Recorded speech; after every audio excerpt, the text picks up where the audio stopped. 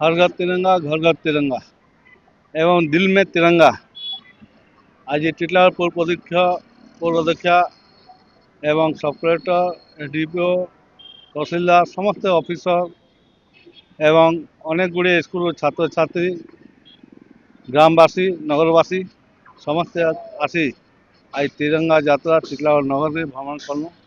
महापुरुष मान को माला अर्पण कलु। यही जेन जाति को प्रतीक्षा अच्छी एटा आमर आन बान शान अच्छी आम समस्त भारतवासी को दिल अच्छी आम कोटि कोटि प्रणाम।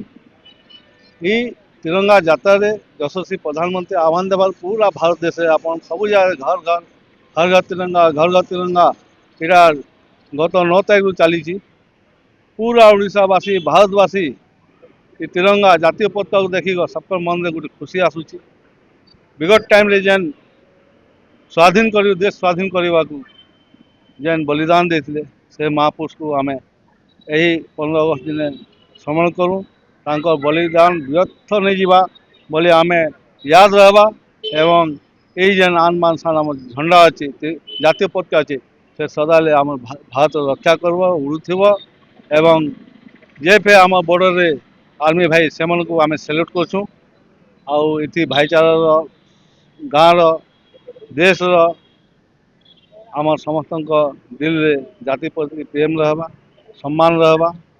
आम जिते विदेश के जाऊँ ये पताका देखिक समस्ते जानसुँ आम भारतवासी बोलकर आम गर्व करछुँ पताका।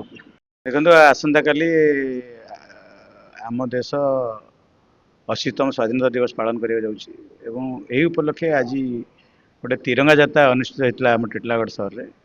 ये देखो हजार हजार संख्यार जनसाधारण स्कूल छात्र छात्री कॉलेज छात्र छात्री सब जोग देते माननीय विधायक म्यूनिसिपल चेयरमैन समस्त थे एवं गोटे सबू भारतीय मान भर गोटे सेंस ऑफ पेट्रियटिज्म इनकुलकेट करवा समस्त भर गोटे देश प्रेम देश माँ प्रति भल पाइबा उत्सर्गित मनोभाव सृष्टि करने यात्रार यही तिरंगा यात्रार मुख्य उद्देश्य। एवं मु आशा करी खाली गोटे दिन कहीं स्वाधीनता दिवस आम प्रतिदिन आम देश मातृका प्रति उत्सर्गित हवा दरकार सब आम देश प्रति भल पाइबा दरकार समाज प्रति सोसाइटी प्रति।